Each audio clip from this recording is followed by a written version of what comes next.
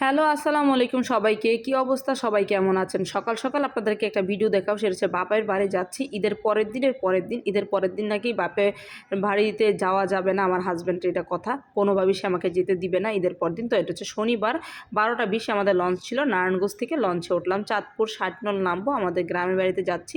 আসলে বাপের বাড়িতে যাব এই কথাটা মনে পড়লেই কেন জানি একটা আলাদা খুশি লাগে, আলাদা ফিলিংস লাগে। আমি জানি না, মনে প্রত্যেকটা মেয়ের ক্ষেত্রেই সেম। আমি তো সকাল থেকে লাফালাফি শুরু করছি। আমার হাসব্যান্ড একদম, কিন্তু অনেক গরম ছিল, অনেক রোদ ছিল, কি বলবো, ঠাডা পড়া একটা রোদের মতো। তারপর আমার হাসব্যান্ড একটু দাঁড়াইছিল, একটু ভিডিও করলাম, ও মনে কিছু কেনাকাটা করতে যাবে এই জন্য দাঁড়াইছে। আর আমরা যখন লঞ্চে উঠছি তখন লঞ্চে কেউই উঠিনি, আমরা ফার্স্ট টাইম লঞ্চে উঠছি। মানে আমরা লঞ্চে উঠে ১ ঘন্টা বসেছিলাম। কবিতা, নিফরা আর আমরাই হচ্ছে ফার্স্ট ছিলাম, প্যাসেঞ্জার ছিলাম, এরকম একটা ব্যাপার। নিফরা শোনাও খুব খুশি, নানুর বাড়ি যাচ্ছে। তো লঞ্চে গেলে যেই ব্যাপারটা আমার কাছে সবসময় অনেক বেশি ফিল করি বা অনেক বেশি ভালো লাগে, সেটা হচ্ছে লঞ্চে সব কিছু আমার খেতে হবে। কেন জানি আমার এরকম মনে হয়। এই যে ছোলা বুট, তারপরে ডিম বলেন, ঝালমুড়ি বলেন, যা যা আছে লঞ্চে সব খেতে হয়। আমার কাছে অনেক ভালো লাগে। তো এইবার হচ্ছে লঞ্চে যাওয়ার সময় দেখলাম এত কচুরিপানা, কী রে ভাই, এত কচুরিপানা জীবনও তো দেখি নাই। লঞ্চে নদী দেওয়া যাচ্ছে, নদীতে এত কচুরিপানা থাকে নাকি? আমি তো জানি পুকুরে থাকে, তারপর হচ্ছে কি ছোট ছোট ওই যে নদগুলাতে থাকে, কিন্তু এত বড় নদীতে এত এত কচুরিপানা। কিন্তু কচুরিপানাগুলো দেখতে কিন্তু বেশ ভালো লাগতেছিল, আমার কাছে অনেক সুন্দর লাগতেছিল। কি সুন্দর সবুজের ঘেরা চারদিকে, ও মাই গড! আর আমার গরমে পাগল পাগল লাগতেছিল, মনে হচ্ছিল লঞ্চের থেকে একটা লাফ মাইরা একটু গোসল করে আইসা আবার বসে থাকি, এরকম মনে হচ্ছিল। তা কি আর সম্ভব? যাই হোক, দেখতে দেখতে অবশেষে আমরা হচ্ছে আমাদের লঞ্চ ঘাটে চলে যাব। না, এটা আমাদের লঞ্চ ঘাট না, এটা হচ্ছে গজারি একটা লঞ্চ ঘাট। তো নিফরা সোনা হচ্ছে ওর বাবার কোলে উঠে খুব সুন্দর সে পানি দেখতেছে আর বলতেছে, আমি একটু গোসল করতে চাই, আমি একটু গোসল করতে চাই। অনেক মজা করতেছে, আমার মেয়েটাও খুব মজা করতেছিল। কিন্তু রোদটা এমন রোদ ছিল, আমাকে হাই দিতেছিল। তো যাই হোক, অবশেষে আমাদের যেই ৬০ নল, ওই ৬০ নল লঞ্চ ঘাট আমরা নেমে গেছি অলরেডি। নামার সময় তো আসলে ভিডিও করা যায় না।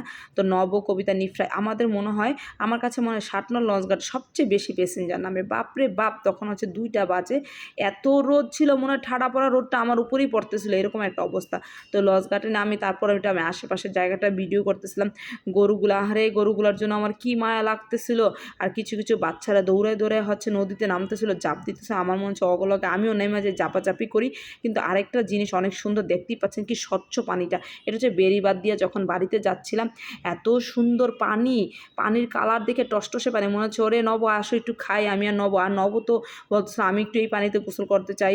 এটা হচ্ছে ওই যে ডিপ কলের পানি, যে এই পানিটা দিয়ে হচ্ছে গ্রামে কি করে ওই যে ধান খেতে পানিগুলা দেয়, ওই পানিটা, এত সুন্দর পানিটা।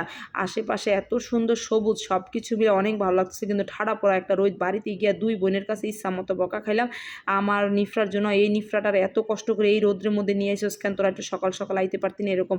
আর বাড়িতে যাওয়ার পর আমার বাইরা হচ্ছে, ভাইদের প্রতি বোনদের একটা আলাদা টান থাকে, এটা স্বাভাবিক। আর বোনদের প্রতি ভাইদের একটা টান থাকে। বাইরে হচ্ছে ডিপ যে ওদের টাঙ্কি পরিষ্কার করতেছিল, যাতে আমরা যেয়ে গোসল করতে পারি। আর আমার হাজব্যান্ডের কথা, না না আমি পুকুরে গোসল করতে নাম। ওই যে নব অবশেষে পুকুরে গোসল করতে নেমে গেছিলো, গামছা পরা ছিল।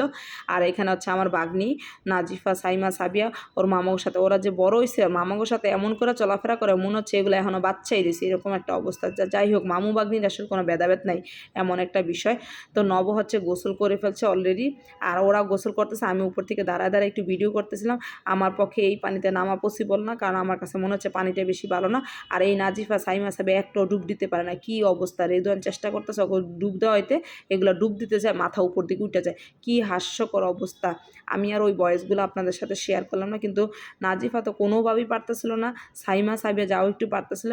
আর মুরসালিন তো কোনোভাবেই উঠবে না, বকা টকা দিতেছি, আন্টি প্লিজ প্লিজ আমাকে আরেকটু গোসল করতে দেয়, এগুলো বলতেছিল। এরকম একটা অবস্থা। আর আমি ওগুলো ভিডিও, যে নাজিফার অবস্থা দেখেন, ডুব দিতে পারছে। তো ভিডিওটা কেমন লাগলো অবশ্যই বলবো।